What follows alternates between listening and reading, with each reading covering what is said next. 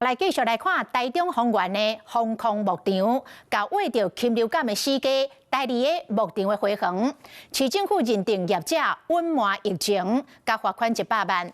这个事件曝光了后，附近的住户过来指控，讲有看到牧场2个员工用粪扫袋甲布袋逮这个死鸡，用车出去别个县市等掉。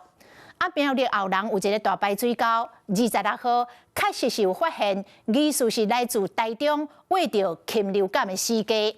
市政府约谈业者，业者承认了，讲这个死鸡总共有1773只，其中623只代理家己的牧场，另外1150只再去代理的苗栗。台中丰原区这间防控牧场的生2鸡被验出禽流感阳性，透早警方由封锁线关节出入，消毒人员准备要入去处理7000多只生2鸡。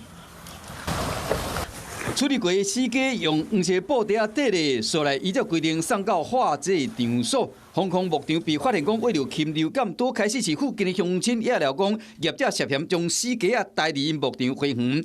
后来，佫检举讲，伊亲目看到防控牧场内底有2个员工用黑色的粪扫袋甲白色的布袋将这死鸡车出去，佫讲有看到小火车驶入牧场。后来，机动车嘛带出去，伊讲牧场将死鸡运到别个县市，危害当地居民。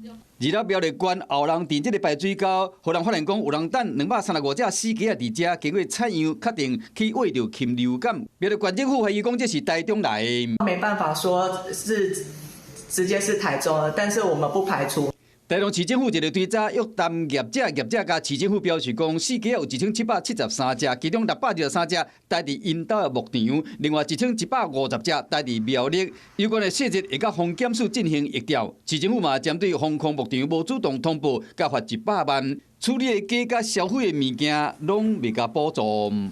Hello， 我是林仙怡。想要抢先掌握最及时的新闻资讯吗？赶快订阅、按赞、开启小铃铛，锁定华视新闻 YouTube 频道。